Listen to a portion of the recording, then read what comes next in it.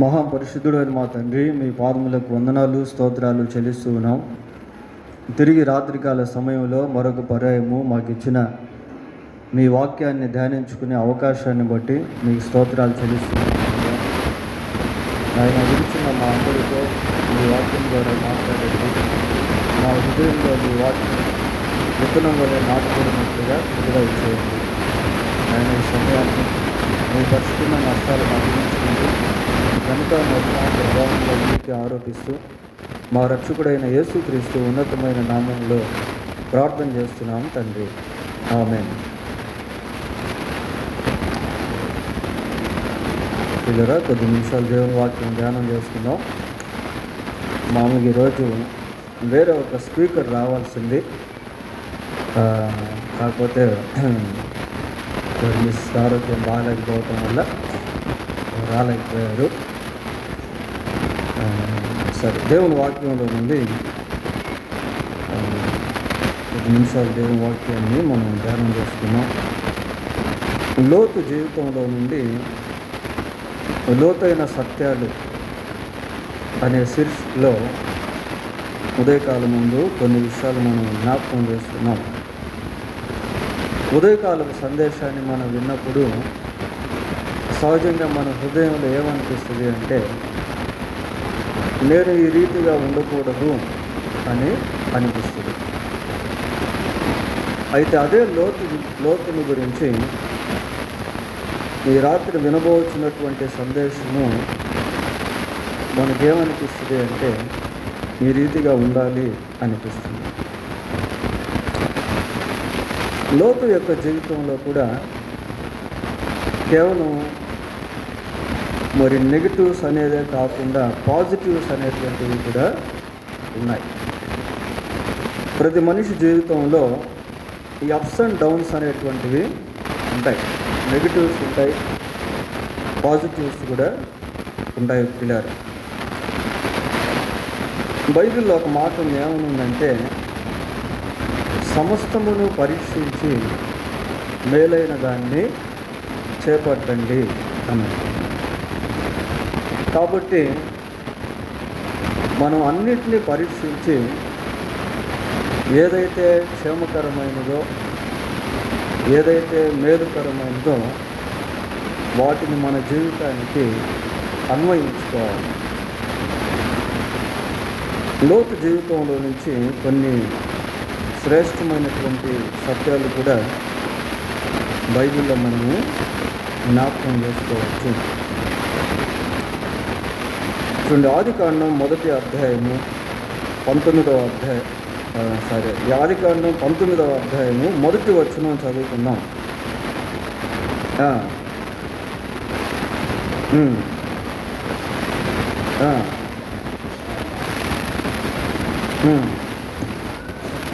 లోతు వారిని చూచి వారిని ఎదుర్కొనుటకు లేచి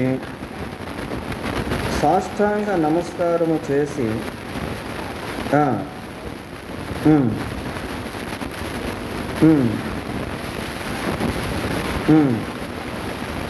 చాలు. వీళ్ళరు ఇక్కడ లోతుని గురించి మనం చూస్తున్నప్పుడు, లోతు సొదొమ గవిని వద్ద కూర్చుండి ఉండేను. సహజంగా గౌనుల యొద్ద ఎవరు కూర్చునేవాళ్ళు అంటే, ఆ దేశ పెద్దలు కూర్చునేవాళ్ళు. మరి లోతు సొదొమ గొమొర్రా ప్రాంతంలో కొంతవరకైనా గౌరవపదమైనటువంటి వ్యక్తిగా పరిగణించబడి ఉండవచ్చు. అయితే ఇక్కడ ఏం చేస్తున్నాడు అంటే, సాష్టాంగ నమస్కారము చేసి, ఈ లోతులో దీనత్వం అనేటువంటిది మనం చూడవచ్చు. ప్రియులారా, ఈ సాగిల పడడం, సాష్టాంగ నమస్కారం చేయడం, ఇవన్నీ కూడా ఏంటి అని అంటే, that is the indication of humbleness, that is the indication of humility. అది దీనత్వానికి సూచన. ప్రియులారా, మరి బైబిల్లో పెద్ద పెద్ద భక్తులు సహితము సాగిలపడిన అనుభవాలు ఉన్నట్టు మనం చూడవచ్చు. చూడండి, సంఖ్యాకాండం 14వ అధ్యాయము, సంఖ్యాకాండం 14వ అధ్యాయము 5వ వచనాన్ని చదువుకుందాం. మోషే అహరోనులు ఇశ్రాయేలీయుల సర్వ సమాజము ఎదుట సాగిలపడి. వీళ్ళ మోషే అహరోనులు అంటే వారిద్దరూ సామాన్యమైనటువంటి ప్రజలు కాదు. లక్షల కొలది ప్రజలకు మోషే నాయకుడిగా, లక్షల కొలది ప్రజలకు అహరోను యాజకుడిగా ఉండేటువంటి ఉన్నత స్థాయికి సంబంధించిన వాళ్ళు. ప్రజల ఎదుట వాళ్ళు సాగిలపడుతున్నారు అంటే వాళ్ళు అంతగా తగ్గించుకున్నారు.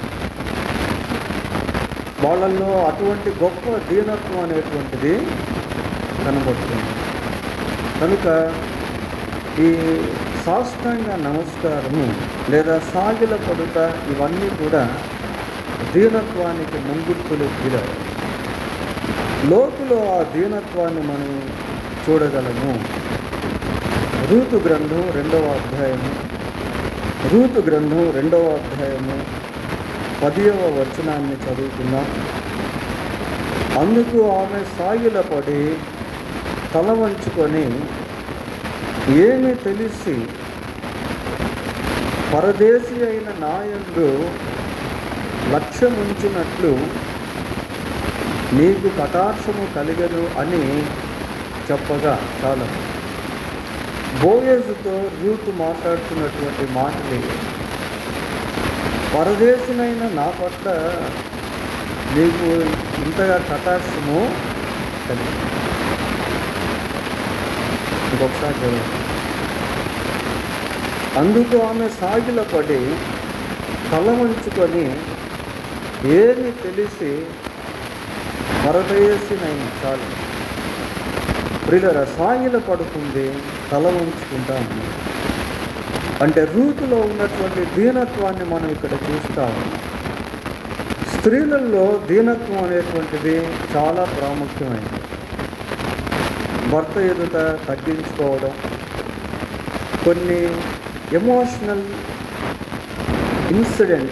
ఈవెంట్స్, భావోద్రేకాలతో కూడినటువంటి పరిస్థితులు ఎదురైనప్పుడు కుటుంబ జీవితంలో స్త్రీలకు తగ్గింపు అనేటువంటిది లేకపోతే ఆ కుటుంబం ఎంతో భయంకరమైనటువంటి పోరాటంతో కూడిందిగా ఉంటుంది. Humbleness is always good in every part of our life. మన జీవితంలోని ప్రతి భాగంలో దీనత్వము అనేటువంటిది చాలా ప్రాముఖ్యము. అధికారుల మధ్య పనిచేస్తూ ఉన్నప్పుడు వాళ్ళు కోపపడితే, తొందరపడి ఏదైనా మాట్లాడితే అక్కడ మనల్ని మనం తగ్గించుకోవాలి. భర్త కోపపడినప్పుడు, ఏదో ఆవేశంలో మాట్లాడినప్పుడు స్త్రీలు తగ్గించుకోవడం.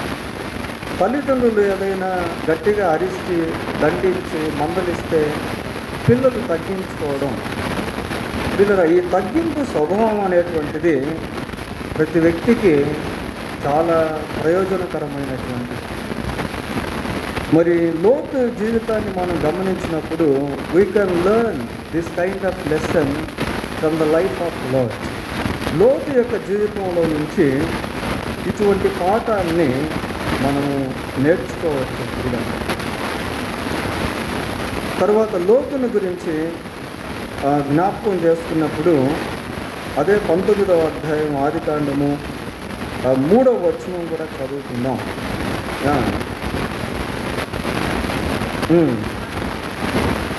వారు అతని తట్టు తిరిగి ప్రవేశించి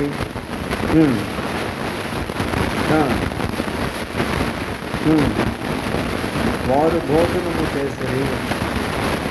వీళ్ళ ఇక్కడ లోతులో ఆతిథ్యపు మనస్సు అనేటువంటిది ఉంది. అసలు వాళ్ళు ఎవరో తెలియకపోయినప్పటికీ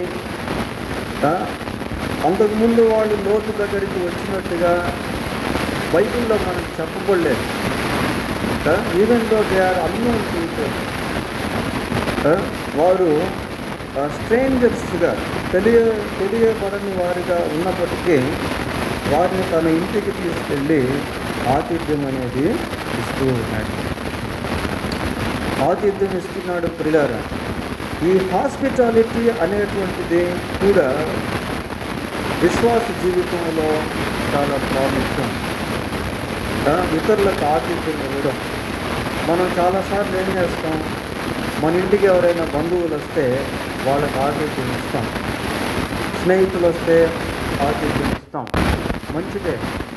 ఈ ఆతిథ్యం అనేటువంటిది కూడా ఎప్పుడు ఒక శ్రేష్టమైనటువంటి కార్యం చేయాలి.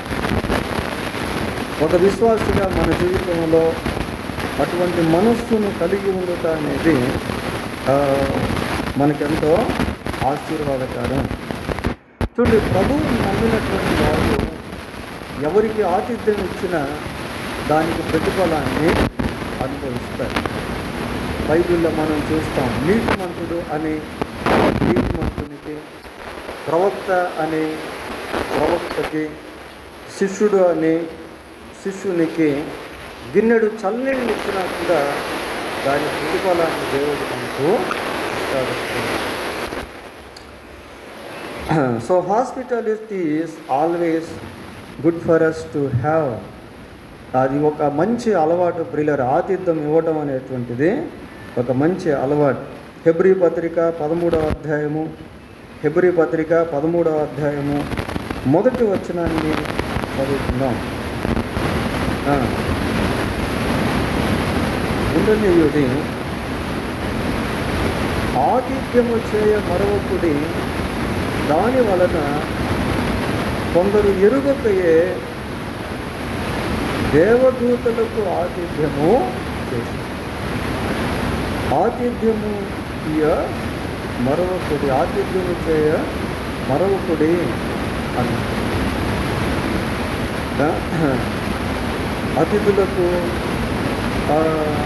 అతిథుల పట్ల ప్రేమ కలిగి వ్యవహరించినట్టుగా చాలా వరకు మనం దీన్ని కలిగి ఉంటాం, మంచిదే. బైబిల్ కూడా దీని గురించి చక్కగా మనం ప్రోత్సహించేటువంటిదిగా, ఆతిథ్యం ఇవ్వ మరొకటి, దీనివల్ల కొందరు ఎరుగకయే దేవదూతలకు ఆతిథ్యం ఇచ్చేది. ఇప్పుడు లోతు చేస్తున్న పని అదే. లోతు ఇంటికి వచ్చింది ఎవరు అంటే దేవదూతలు కూడా. They are not human beings, but they are angels of God. వారు మానవ మాత్రులు కాదు, కానీ వారు దేవదూతలు.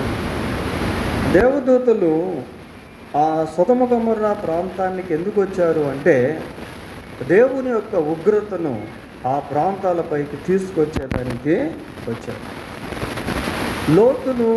లోతు యొక్క కుటుంబాన్ని ఆ ప్రాంతంలో నుండి తప్పించేదానికి పంపబడ్డారు ప్రియులారా. అటువంటి దేవదూతలకు లోతు ఆతిథ్యం అనేది ఇస్తూ ఉన్నాడు. కొందరు ఎరుగకయే దేవదూతలకు ఆతిథ్యము ఇచ్చరి. ఈ క్వాలిటీ అనేది అబ్రహాములో కూడా మనం చూస్తాం. అదే 18వ అధ్యాయంలో మరి అబ్రహాము ఇంటికి దేవుడు తన దూతలతో కూడా వచ్చినప్పుడు అబ్రహాము కూడా వారికి ఆతిథ్యం అనేది ఇవ్వడం జరిగింది ప్రియులారా. కాబట్టి లోతు జీవితంలో ఈ శ్రేష్టమైనటువంటి లక్షణం అనేది ఉంది. ఆతిథ్యం ఇచ్చుట అనేటువంటి లక్షణాన్ని కలిగి ఉన్నాడు. ఇకపోతే లోతు గురించి మనం ఆలోచన చేసినప్పుడు లోతు యొక్క భార్య కూడా మన జ్ఞాపకానికి వస్తుంది. అసలు ఎందుకు లోతు యొక్క భార్య మరి ఉప్పు స్తంభం అయింది? Why she became the salt pillar. ఎందుకు ఉప్పు స్తంభం అయింది లోతు యొక్క భార్య? ఎందుకు లోతు యొక్క భార్య ఉప్పు స్తంభం అయింది? లోపడక లోకం వైపు చూసి. వాస్తవానికి ప్రియులారా, అక్కడ మనం బైబిల్లో చదువుతాం. ఏమని చదువుతున్నామంటే లోతు భార్య వెనుకకు చూచి ఉప్పు స్తంభము ఆయను. అదే కదా అక్కడ రాసిండేది. చూడండి, ఆ వచ్చిన అక్కడ ఉందో. అయితే లోతు భార్య అతని వెనక నుండి తిరిగి చూచి ఉప్పు స్తంభము ఆయను. అతని వెనక నుండి తిరిగి చూచి ఉప్పు స్తంభము ఆయను. ఇప్పుడు వాళ్ళ యొక్క తప్పించబడే ప్రయత్నంలో వాళ్ళకు ఒక ఆజ్ఞ అనేది ఇవ్వబడింది. ఏంటి ఆజ్ఞ అంటే, వాళ్ళు వెనక్కి తిరిగి చూడకుండా ముందుకు వెళ్ళిపోవాలి. వెనక్కి తిరిగి చూడకుండా ముందుకు వెళ్ళాలి. ప్రియులారా, చూడండి, ఇక్కడ మనం కొంచెం ఆగి ఆలోచన చేద్దాం. ఎక్కడైనా ఒక విపత్తు జరుగుతున్నప్పుడు, ఒక బాంబు ప్రేలుడు కానీ, లేకుంటే ఒక కలామితి, ఒక భూకంపం కానీ, లేకుంటే ఒక వరద ప్రవాహం కానీ వస్తూ ఉన్నప్పుడు సహజంగా మనం ఏం చేస్తాము అంటే, కొంతవరకైనా అక్కడ ఏం జరుగుతుందనేది మనం అబ్జర్వ్ చేస్తాం. ప్రియులారా, ఒక భారీ ప్రేలుడు సంభవించిందనుకోండి, మనకేమనిపిస్తుంది, అసలు ఏం జరుగుతుందో అని దూరం నుంచైనా ఒకసారి మనం చూడాలనుకుంటాం. అంటే అటువంటి ఎమోషన్ అనేది ఆ టైంలో పనిచేస్తూ ఉంటుంది. ఇప్పుడు లోతు వెళ్తూ ఉన్నాడు, లోతు యొక్క భార్య వెనకాల వస్తూ ఉంది, 2 కుమార్తెలు కూడా తనను వెంబడిస్తూ ఉన్నారు. అటువంటి సమయంలో ఒక్కసారిగా లోతు యొక్క భార్య అతని వెనక నుండి చూచి ఉప్పు స్తంభం అయిపోయింది. ఇక్కడ మనం గమనించాల్సింది ఏంటి అంటే, వాళ్ళు వెనక్కి తిరగకూడదు. అది దేవుని యొక్క ఆజ్ఞ. ప్రియులారా, only one commandment was given to them, they should not turn back. వారు వెనక్కి తిరగకూడదు. ప్రియులారా, చూడండి, 19వ అధ్యాయము 17వ వచనం చదువుదాం. ఆ దూతలు వారిని వెలుపలికి తీసుకుని వచ్చిన తర్వాత ఆయన, నీ ప్రాణము దక్కించుకొనున్నట్లు పారిపోమ్ము, నీవు వెనుకకు చూడకుము, నీవు వెనుకకు చూడకుము, వెనుకకు చూడకుము. ప్రియులారా, అటువంటి ఎమోషనల్ ఈవెంట్స్, అంటే భావోద్రేకాలతో కూడినటువంటి సంఘటన జరుగుతూ ఉన్నటువంటి సమయంలో సహితము ఈ మాటను జాగ్రత్తగా లోతు జ్ఞాపకం. దేవుడు చెప్తున్నాడు, ఏమని చెప్తున్నాడు? వెనుకకు చూడద్దు, వెనుకకు చూడద్దు. ఆ మాటకు జాగ్రత్తగా లోతు విధేయత చూపించాడు. ప్రియులారా, అసలు ఆ సిచ్యువేషన్ మనం గమనించినట్లయితే, భార్య వెనక్కి తిరిగి ఉప్పు స్తంభం అయినప్పుడు కనీసం భార్య వైపు అయినా చూడాలి. భార్య ఉన్న పాటున ఉప్పు స్తంభం అయిపోయింది. అసలు అది చాలా ఆశ్చర్యం అనిపిస్తుంది. మనిషి ఉప్పు స్తంభం ఎలా మారనుంది? ప్రియులారా, కొన్నిసార్లు అగ్నిపర్వతాలు బ్రద్దలైనప్పుడు ఆ లావా మనుషుల మీద పడితే మనుషులు ఆ లావాను బట్టి ఏమైపోతారంటే రాతి దేహాల్లాగా మారిపోతారు, రాతి విగ్రహాల్లాగా మారిపోతారు.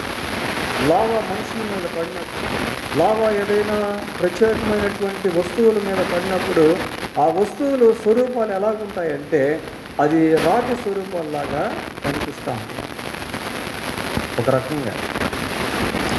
ఇక్కడ లోతు భార్య వెనక్కి తిరిగి చూసి ఉప్పు స్తంభం అయిపోయింది. కానీ లోతు మాత్రం వెనక్కి తిరగట్లేదు. అన్ని సంవత్సరాలు లోతుతో కలిసి జీవించినటువంటి భాగస్వామి, ప్రేమించినటువంటి భార్య, 2 కుమార్తెలకు జన్మనిచ్చినటువంటి భార్య, తన్ను వెంబడిస్తున్నటువంటి భార్య ఒక్కసారిగా వెనక్కి తిరిగి చూచి ఉప్పు స్తంభం అయిపోయినప్పటికీ లోతు మాత్రం అది చేయట్లేదు. పిల్లల లోతు మాత్రం వెనక్కి తిరిగి చూడటం లేదు. ఇక్కడ మనం గుర్తించుకోవాల్సింది ఏంటి అంటే, మన కళ్ళ ఎదుట పరిస్థితులు లేక ప్రజలు అవిధేయులుగా మారుతూ ఉన్నప్పటికీ మన దృష్టి దేవుని యొక్క ఆజ్ఞల పైన మాత్రమే నిలిపి ఉంచాలి. మనతో ప్రయాణం చేసేటువంటి వాళ్ళు దేవుని మాటకు అవిధేయులై నష్టపోతూ ఉన్నప్పటికీ, శ్రమ పొందుతూ ఉన్నప్పటికీ వాళ్ళ వైపు చూసి మనం కూడా దేవుని పట్ల అవిధేయులుగా మారకూడదు. పిల్లలు, మనం కూడా వెనక్కి తిరిగి దేవుని మాటను ధిక్కరించినటువంటి వారిగా ఉండకూడదు అన్న సత్యము లోతు మనకు నేర్పిస్తాము. ఆ పరిస్థితి మనం ఊరికి అలాగ అనుకుంటున్నాం, కానీ అది చాలా ట్విస్ట్ సిచ్యువేషన్, అటువంటి పరిస్థితి గుండా వెళ్తున్నాడు ప్రియులారా. అదే ఆదికాండం 22వ అధ్యాయము 10-11 వచనాలు చదువును. అప్పుడు అబ్రహాము తన కుమారుని వధించుటకు తన చెయ్యి చాపి కత్తి పట్టుకొనగా, చూడండి ప్రియులారా, ఒకే ఒక కుమారుడు 100 సంవత్సరాలప్పుడు జన్మించినటువంటి వాడు. అయితే దేవుడు ఆ కుమారుడిని అడిగినప్పుడు దేవుని మాటకు సంపూర్ణ విధేయత చూపిస్తా ఉన్నాడు. He loved God more than his son. లోతు కూడా భార్య కంటే ఎక్కువగా దేవుణ్ణి ప్రేమించాడు. అబ్రహాము కుమారుని కంటే ఎక్కువగా దేవుణ్ణి ప్రేమించాడు. ప్రియులారా, మన అలాగని మరి కుటుంబాలను ప్రేమించొద్దు అని కాదు, కుటుంబాలను ద్వేషించమని కాదు. మనం దేవుణ్ణి ప్రేమించేది నేర్చుకుంటే ఆటోమేటిక్గా కుటుంబాన్ని కూడా ప్రేమించేది నేర్చుకుంటాం. ఇక్కడ it is a testing period. ఇది ఒక పరీక్షాకాలము. లోతు జీవితంలో కూడా ఒక పరీక్షాకాలము. వాళ్ళకి ఒకే ఒక ఆజ్ఞ ఇవ్వబడింది, మీరు వెనక్కి తిరిగి చూడకూడదు. It is like a test. అది ఒక పరీక్ష. వెనక్కి చూడకుండా వెళ్ళిపోతూ ఉంటే క్షేమంగా వెళ్ళిపోతారు, వెనక్కి తిరిగితే ఉప్పు స్తంభాలుగా మారిపోతారు. ఇక్కడ అబ్రహామును దేవుడు పరిశోధించినప్పుడు అబ్రహాము ఆ పరిశోధనలో నిలబడ్డాడు. ప్రియులారా, నిలబడడం వల్ల దేవుడు అంటున్నాడు, యెహోవా దూత పరలోకము నుండి అబ్రహామా అబ్రహామా అని అతన్ని పిలిచాను. అప్పుడు ఆయన, ఆ చిన్నవాని మీద చెయ్యి వేయకుము,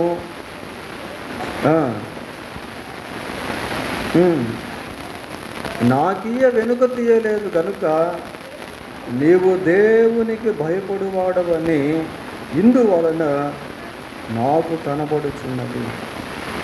దేవుని ఆజ్ఞకు లోబడితే దేవునికి భయపడినట్టే, దేవుని ఆజ్ఞకు లోబడితే దేవునికి లోబడినట్టే ప్రియులారా. ఇందువలన నీవు నాకు భయపడుతువని తెలియదు ఏమా, నాకు కనబడుచున్నది.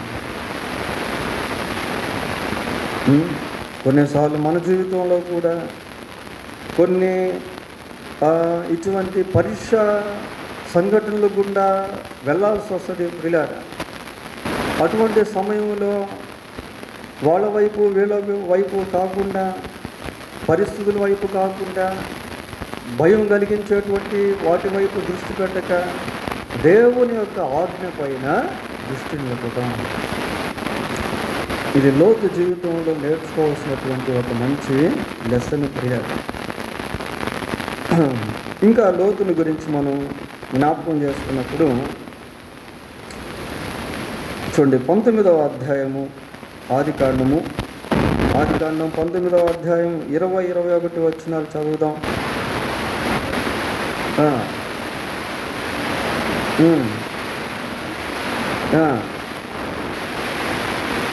నన్ను అక్కడికి తప్పించుకొని పోనిమ్ము, అది చిన్నది అనగా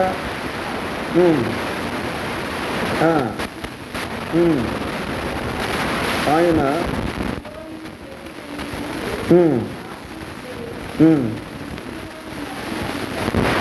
చాలు. ఇలా ఇక్కడ లోతు దేవుడితో మాట్లాడాడు, దేవుడు లోతుతో మాట్లాడాడు. ఈ 2 వచనాలు వాటిని మనకు జ్ఞాపకం చేస్తూ ఉన్నాయి. దీన్ని ఏమంటారంటే మ్యూచువల్ కమ్యూనికేషన్ అని అంటారు, పరస్పర సంభాషణ. లోతు దేవుడితో మాట్లాడడం, దేవుడు లోతుతో మాట్లాడడం. ఏమంటే ఈ పరస్పర సంభాషణ అనేటువంటిది దేవుడు మనకిచ్చినటువంటి గొప్ప వరం, గొప్ప భాగ్యం. ఒకప్పుడు మనుషులు దేవునితో మాట్లాడాలి అంటే మధ్యవర్తులు ఉండేవారు.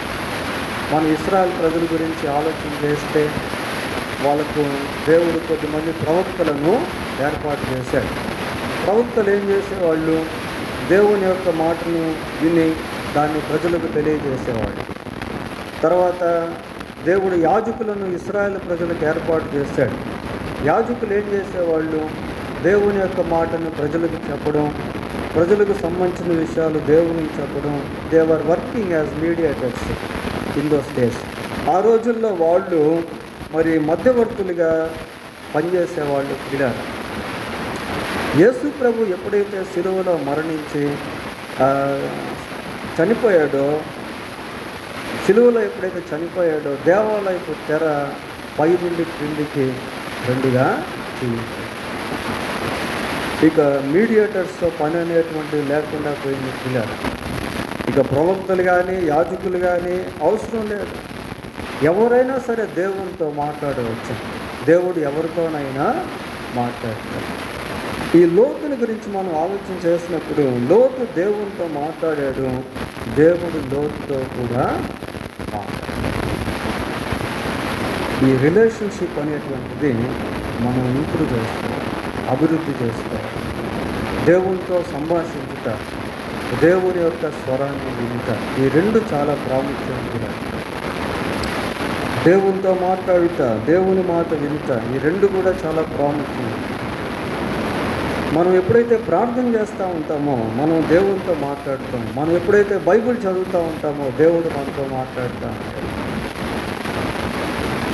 మనం ఎప్పుడైతే ప్రార్థన చేస్తుంటామో దేవునితో మనం మాట్లాడుతుంటాం. ఎప్పుడైతే మనం దేవుని వాక్యాన్ని వింటూ ఉంటామో అప్పుడు దేవుడు మనతో మాట్లాడుతాం.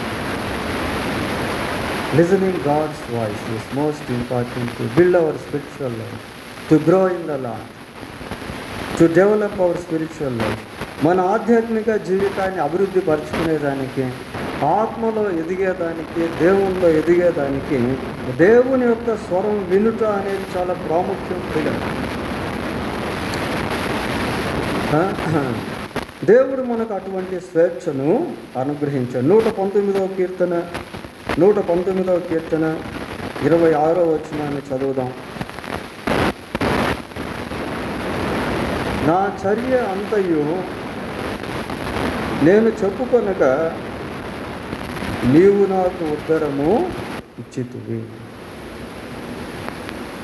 నా చర్య అంతయు నీకు చెప్పుకొనగా, నా చర్య అంతయు. పిల్లరా, కొన్నిసార్లు మన బాధ, మన వేదనలు, మన కష్టాలు, మన శ్రమలు మనుషులకి చెప్తా ఉన్నాం అనుకోండి, వాళ్ళు ఒక పరిధి వరకు విని విసుక్కుంటారు. అసలు ఈ వచనం ఎలాగుంది అంటే, నా చర్య అంతయు అని, అంటే కంప్లీట్గా ఉన్నట్టుగా ఎంతవరకు అయితే మన పరిస్థితిని దేవుని దగ్గరికి తీసుకుని వెళ్ళగలమో, మన వేదనను దేవుని దగ్గరికి తీసుకెళ్ళగలమో, మన శ్రమను దేవుని దగ్గరికి తీసుకెళ్ళగలమో అంతవరకు మనం తీసుకుని వెళ్ళవచ్చు. గాడ్ విల్ నెవర్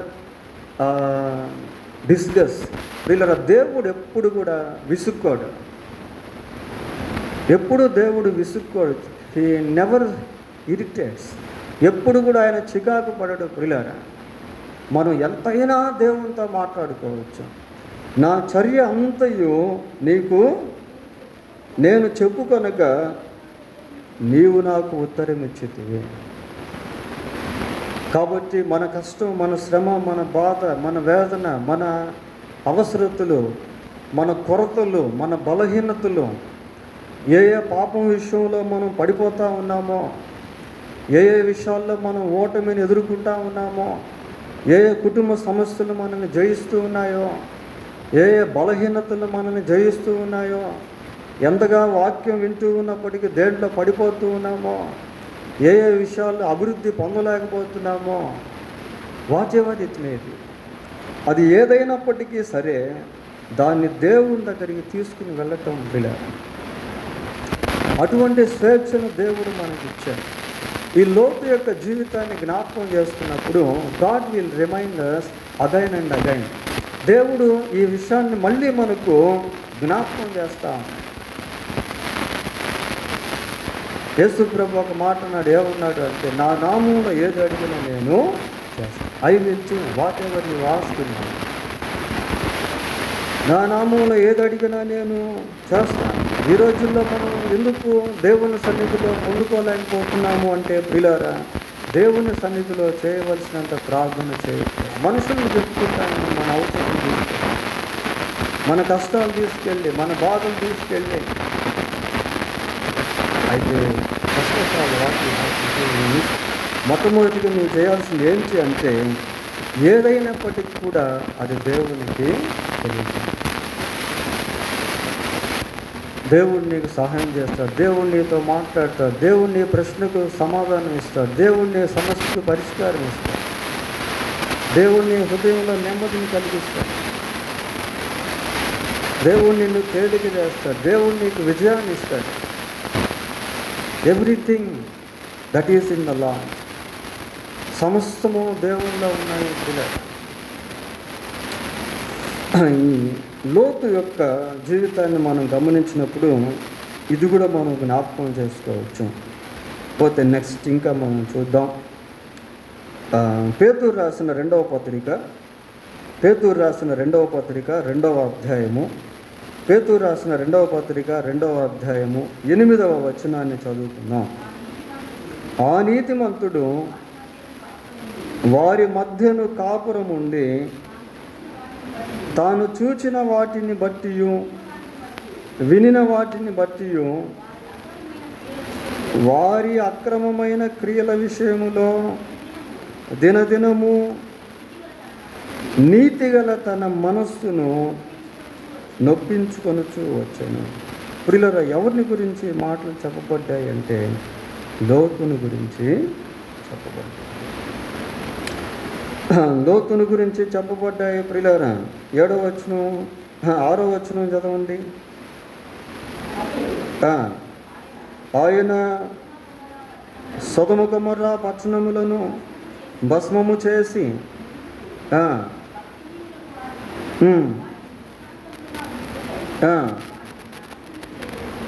వాటికి నాశనము విధించి, అది సందర్భం ప్రియులారా. ఆ సందర్భంలో లోతుని గురించి మాట్లాడుతూ ఇక్కడ ఏమంటుంటే 8వ వచనానికి వచ్చేసరికి, ఆ నీతిమంతుడు వారి మధ్యను కాపురం ఉంది. ఎవరి మధ్య కాపురం ఉన్నాడు అంటే దుర్మార్గుల మధ్య, కామ వికారయుక్తమైన ప్రజల మధ్య, దేవునికి విరోధంగా జీవిస్తున్న ప్రజల మధ్య ఎలా ఉన్నాడు? కాపురం ఉన్నాడు. పిల్లలు కాపురం ఉన్నాడు అంటే కుటుంబంతో కలిసి వారి మధ్య జీవిస్తూ ఉన్నాడు. సొదొమ గొమొర్రా పట్టణాల్లో ప్రజలు ఎంతమంది ఉండేవాళ్ళో మనకు తెలియదు, కానీ సొదొమ గొమొర్రా పట్టణంలో ఒక్క లోతు యొక్క కుటుంబం తప్ప మిగతా వాళ్ళందరూ కూడా అగ్నికి ఆహుతి అయిపోయారు. అందరూ చనిపోయారు. పిల్లలు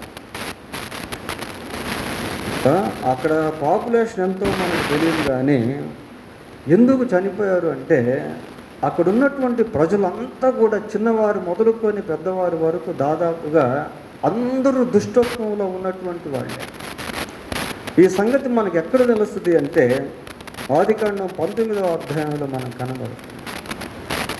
లోతు యొక్క ఇంటి చుట్టూ ముట్టినటువంటి వాళ్ళంతా కూడా పిల్లలు మొదలుకొని పెద్దవాళ్ళ వరకు ఉంటారు. ప్రియులారా, అటువంటి దుష్టత్వంతో కూడిన ప్రజల మధ్య లోతు ఎలాగున్నాడు అంటే నీతిమంతుడిగా. ఇట్ ఈస్ ఛాలెంజింగ్ లైఫ్, సవాలుతో కూడిన జీవితం. ప్రియులారా,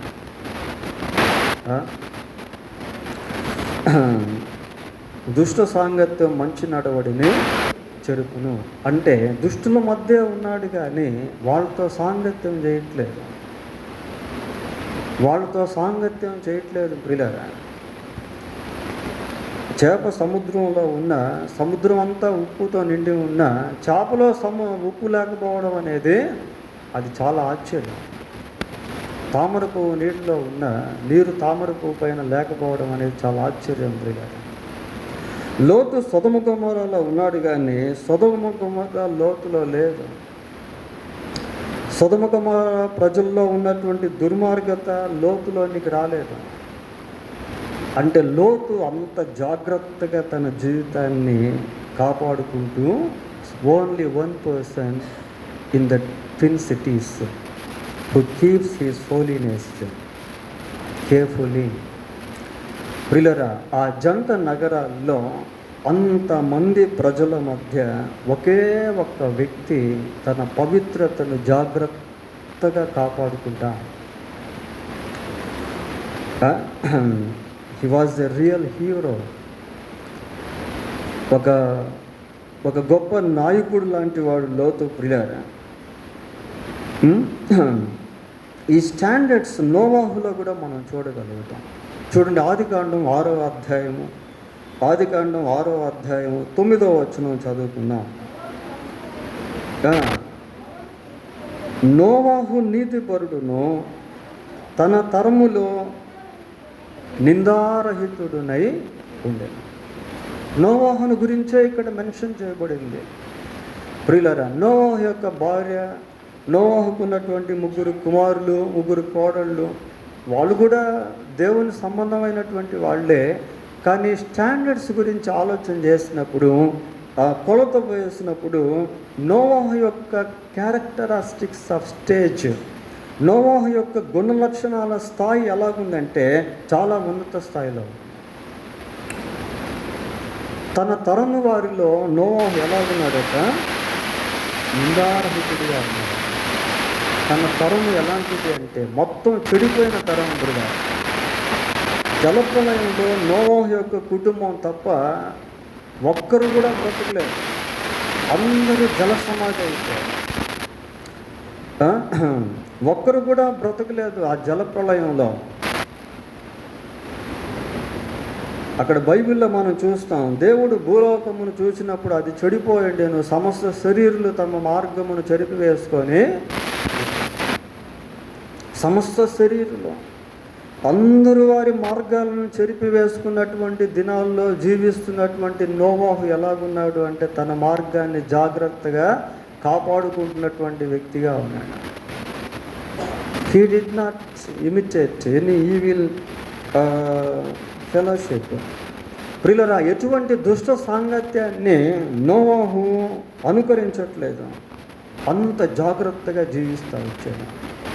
మన చుట్టూ ప్రజలు ఎలాగున్నప్పటికీ మనం వారికి దీవెనకరంగా ఉండాలి తప్ప వారి కాదు పిల్లలు.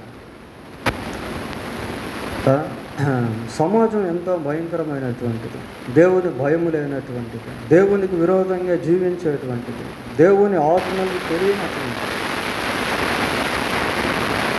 మనం పనిచేసేటువంటి స్థలాలు, మనం నివాసం ఉండేటువంటి ప్రాంతాలు. లోతు సొదొమ గొమొర్రా ప్రజల మధ్యలోనే కాపురం ఉన్నాడు. ఎక్కడో ఊరు వెళ్ళటం లేదు, ఊరి మధ్యలోనే ఉన్నాడు. కానీ చాలా జాగ్రత్తగా జీవిస్తూ ఉన్నాడు. దానియేలు గ్రంథం 1వ అధ్యాయము 8వ వచనాన్ని చదువుతున్నాం. రాజు భుజించు భోజనమును పానము చేయు ద్రాక్షారసమును పుచ్చుకొని తన్ను అపవిత్రపరచుకొనకూడదని దానియేలు ఉద్దేశించి, తన్ను అపవిత్రపరచుకొనకూడదని. దానియేలు ఎక్కడున్నాడు అంటే బబులోన్లో ఉన్నాడు. బబులోన్లో ఉన్న ప్రజలు ఎవరంటే విగ్రహారాధికులు, త్రాగుబోతులు. బబులోన్లో ఉన్నటువంటి ప్రజలు చీకటి సంబంధమైనటువంటి వ్యక్తులు. వారి మధ్య ఉన్నటువంటి దానియేలు తన్ను తాను అపవిత్రపరచుకొనకూడదు అని జాగ్రత్త పడతాడు.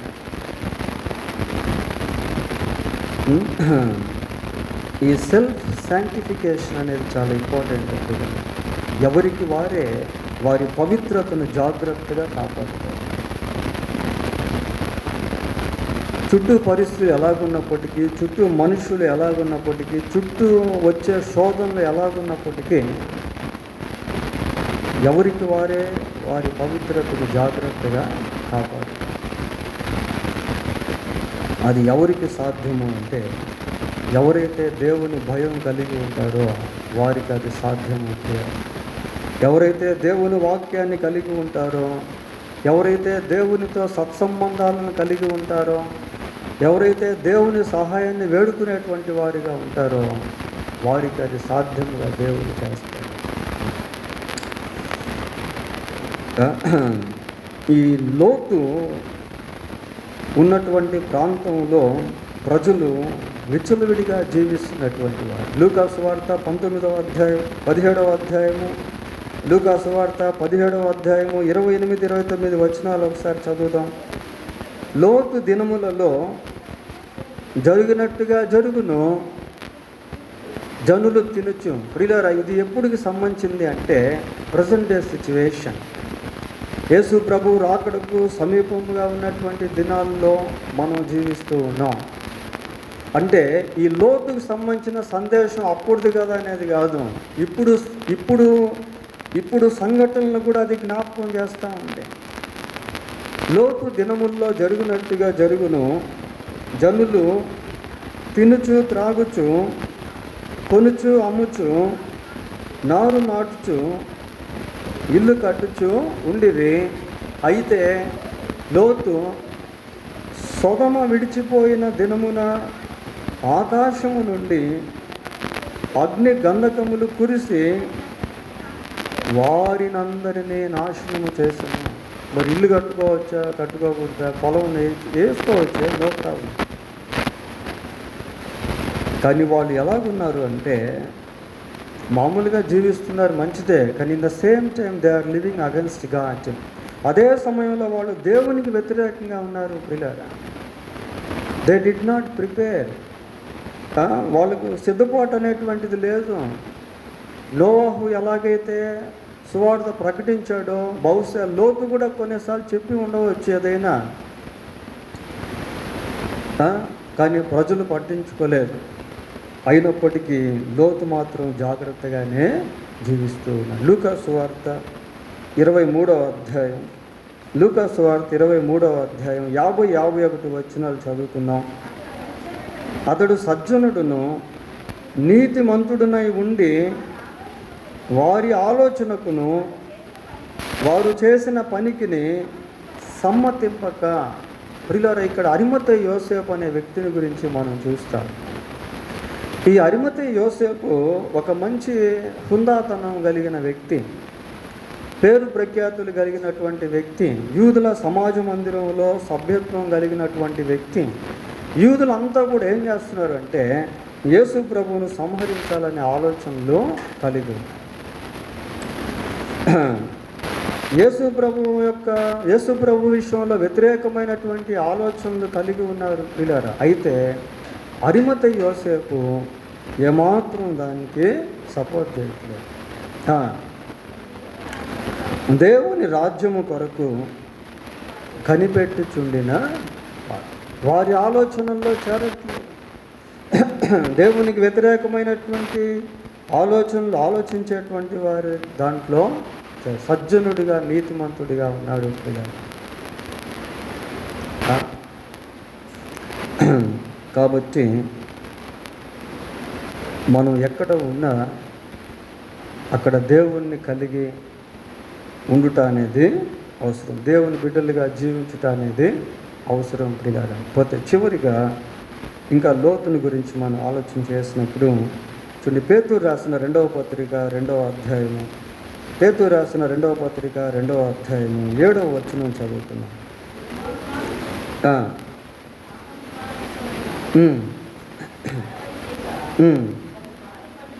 బహు బాధపడిన నీతిమంతుడగు లోతును తప్పించెను.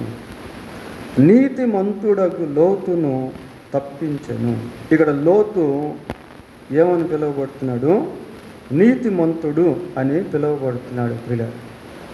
బైబిల్ పరిభాషలో చెప్పాలి అంటే సహజంగా నీతిమంతులుగా పిలువబడేవారు ఎవరు అంటే దేవుని యందు విశ్వాసం ఉంచేటువంటి వాళ్ళు.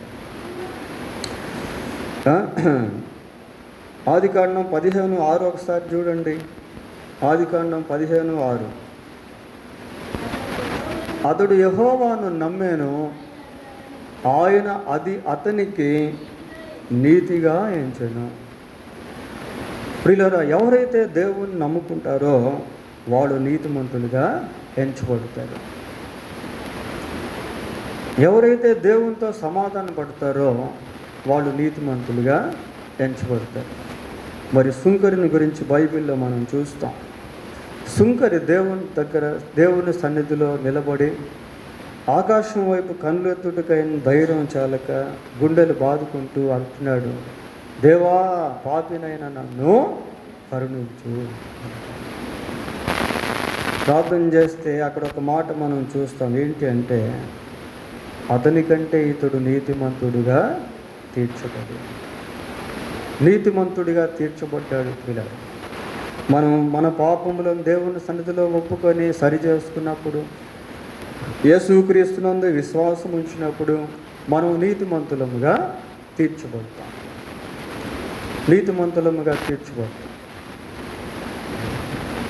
రోమాపత్రిక 5వ అధ్యాయం 1వ వచనం. కాబట్టి విశ్వాస మూలమున మనము నీతిమంతులముగా తీర్చబడి మన ప్రభు అయిన యేసుక్రీస్తు ద్వారా దేవునితో సమాధానము కలిగి ఉండును.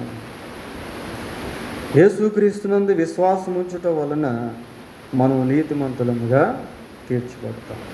ప్రియులారా, మరి యేసుక్రీస్తునందు విశ్వాసం ఉంచటం వలన మనం తీర్చబడే నీతిమంతులముగా ఈ దశ ఏం చేస్తాయంటే పరలోకానికి మనం తీసుకున్నాం.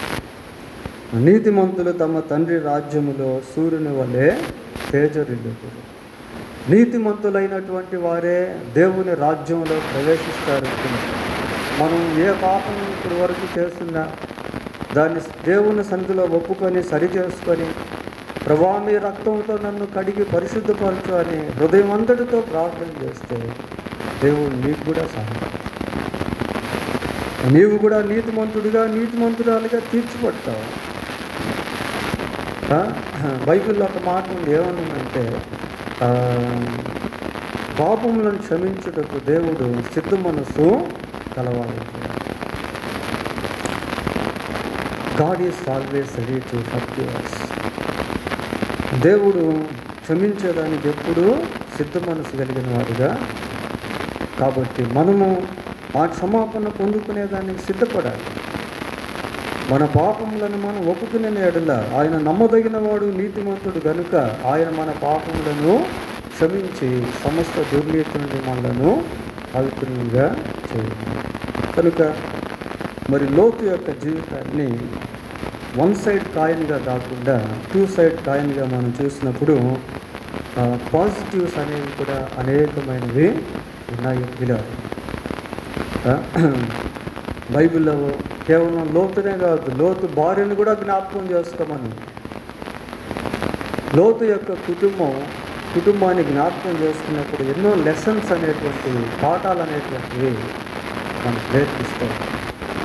కనుక లోతు మరి పాజిటివ్ వేలో మనం చూసినప్పుడు మనం నేర్చుకోవాల్సినటువంటి ఎన్నో పాఠాలు అనేవి లోతు జీవితంలో ఉన్నాయి.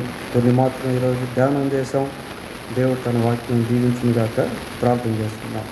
ప్రార్థన.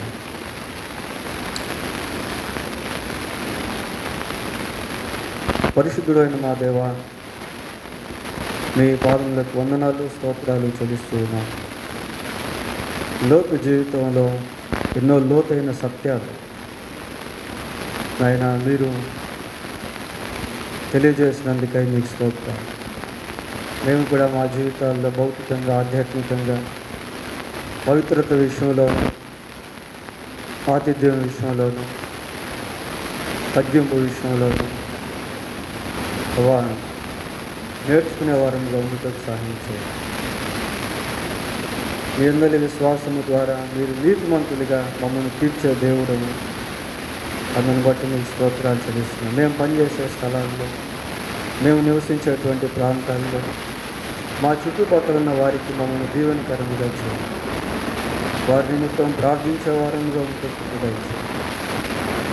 ఆయన ఒక్కడును నశించుట మీ చిత్తం కాదు కనుక అందరూ అంతటా మారు మనసు పొందాలని మీరు మనుషులకు ఆజ్ఞాపిస్తున్నటువంటి దేవుడు. ఆ రోజుల్లో అయితే జలప్రలయము, ఆయన ప్రభువా మరి ఈ యొక్క ఉగ్రత, ఈరోజు ప్రపంచం అంతా కూడా దేవా ఇటువంటి పరిస్థితిలోనే ఉంది నాయన. అయితే మీరు ప్రజలకు సమయాన్ని ఇస్తున్నారు. కృపాకాలంలో మనుషుల్ని మీరు ఇంకనూ ఉంచారు. మీ సిలువను గురించి ప్రపంచం అంతా ప్రకటించబడతాం కనుక ప్రజలు సత్యాన్ని గుర్తించి రాబో ఉగ్రత నుండి, నిత్య నరకం నుండి తప్పించుకున్నట్లుగా మీరే కనికరించి సహాయం చేయమని మా రక్షకుడైన యేసుక్రీస్తు పరిశుద్ధమైన నామమున ప్రార్థన చేస్తున్నాను తండ్రి. అవును.